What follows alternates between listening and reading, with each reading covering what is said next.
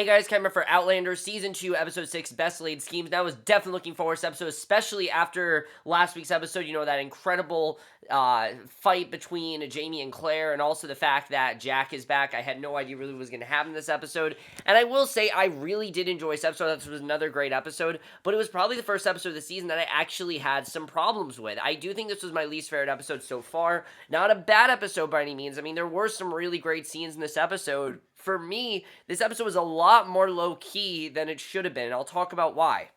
Look, those last few minutes were incredible. Really incredible stuff there. But Jamie and Claire as a whole, it just didn't seem like it went with the Jamie and Claire at the end of episode 5. And I don't know if maybe there was something that happened that we didn't see. But let's just get into this episode because I did really enjoy it.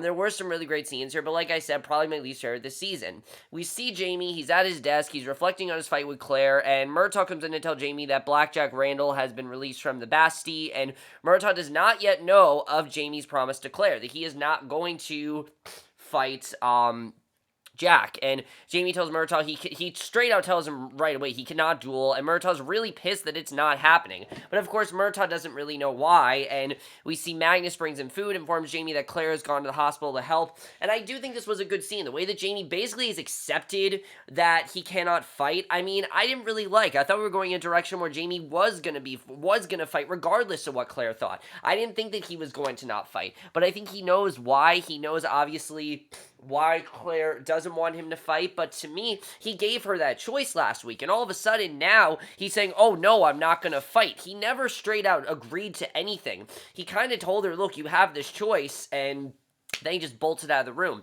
So right away, I was like, all right, this kind of went very quickly. I was surprised that Jamie accepted the fact that he's not going to fight Jack pretty quickly, and it did lose me in some ways. I won't say that this episode was a complete, filler, but that part did lose me. I did like, for the most part, the rest of this episode, though.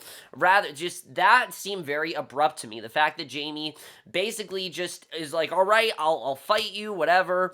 I'm not going to fight if you want me to, whatever. It just didn't seem like that's really what it was going to be. It seemed like things were getting a lot deeper between Jamie and Claire last week, and they had genuine reasons for not fighting. I mean, Jamie wanted to fight Jack because, of course, what Jack did to him, he deserves to be paid. He deserves to get revenge on him. He did something that was worse than pain and everything. The pain that Jamie went through, we can't even explain, and no one will ever explain for that matter.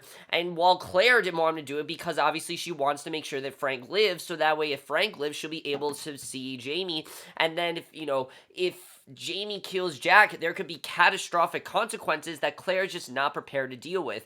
And the fact that Jamie has outright decided not to fight Jack, I just found very abrupt and just really anticlimactic, I gotta say. Outlander's not usually very anticlimactic, but in this sense, I really thought it was. I don't think it was necessarily a bad decision. I just felt there was something that we missed. I was like, all right, why is Jamie all of a sudden just accepting it? I didn't really understand.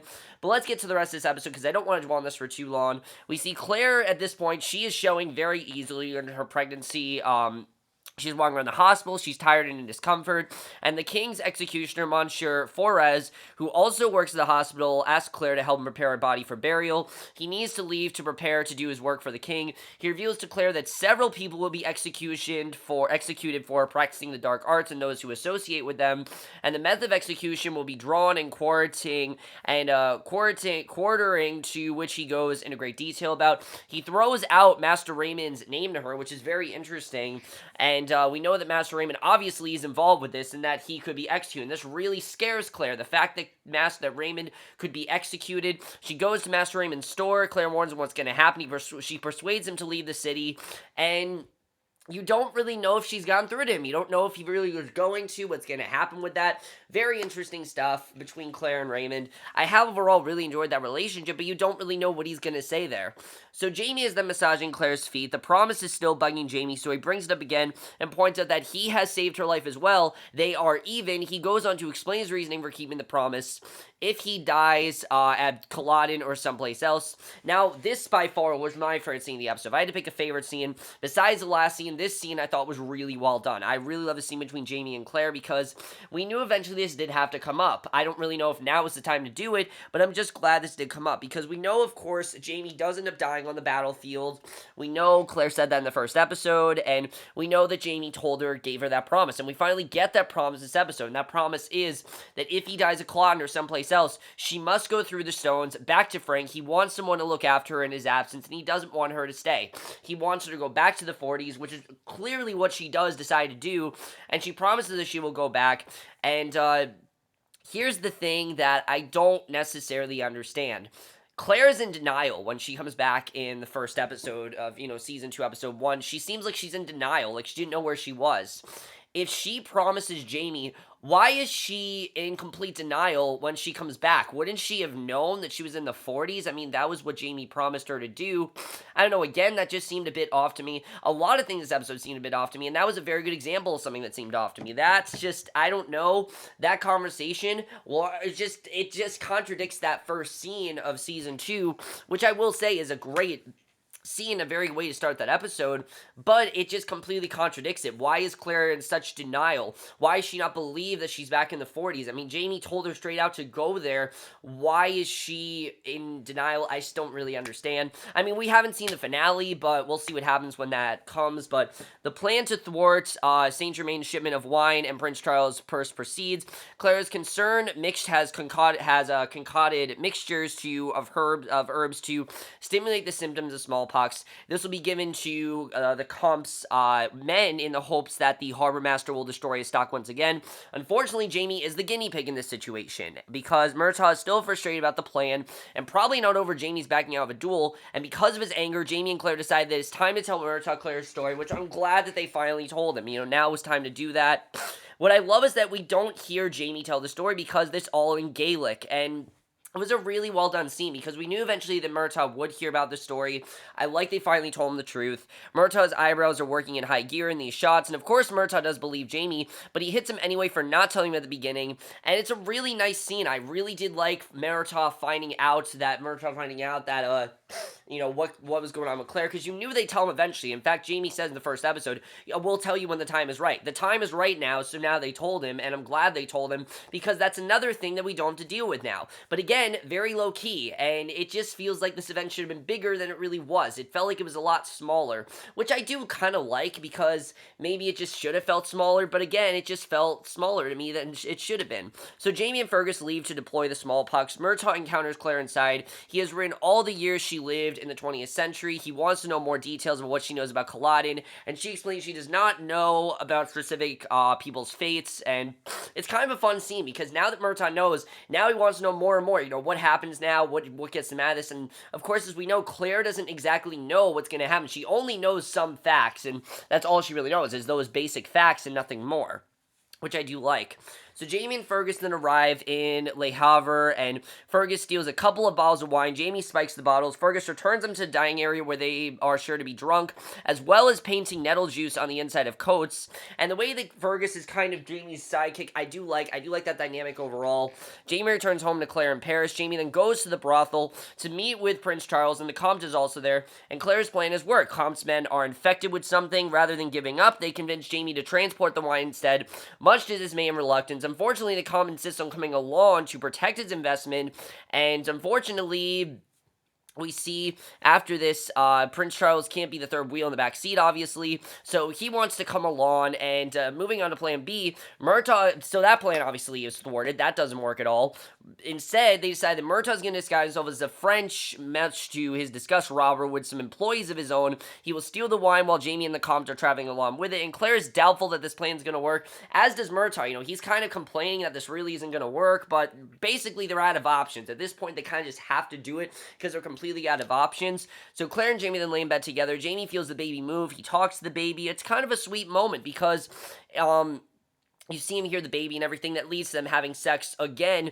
And again, it just felt a bit off to me. I wanted these two to go through a bit more fighting, and we just didn't really get to see a lot of that. I just wanted some more here, and we didn't really get that, unfortunately. That really is my main thing with this episode. I want a bit more conflict for Jamie and Claire, and we didn't really get that. So Claire goes to Louise's house to do some gossiping and drinking with the ladies, and Claire's mood is clearly not the best. She's actually quite disgusted with their conversation, and she suggests they do something about the poor, but it falls on deaf ears. And it's a great scene because you really do see that how different Claire is from the rest of the ladies. You know, these ladies are spoiled, they're stuck up, they're not really into this conversation at all, and you know, they're very much against poor and things like that. They very much just think that they are all that matters, that, you know, they're, again, I've said a big part of French is their etiquette, and a big part of their etiquette is being a bit spoiled and being a bit stuck up and being very not low-key. I mean, we've known that Louise has gone into a lot of detail to talk about her sex life. She's not at all upset about doing that, and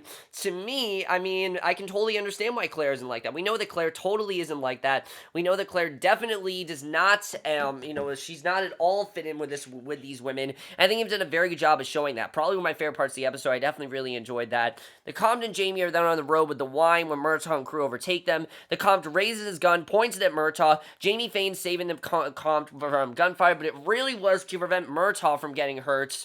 And, obviously, he did save Murtagh, luckily. So Claire goes to the hospital with Fergus and Tao. Claire is having more difficulty with the pregnancy. It's evident that Mother Hildegard, it's evident to Mother Hildegard that she clearly is pregnant. And she makes Claire lie down. She notices that Claire is bleeding, but she's not worried. So she does make Claire stay at the hospital. She falls asleep on her back, and it's a really nice scene. I like the way that she let her sleep.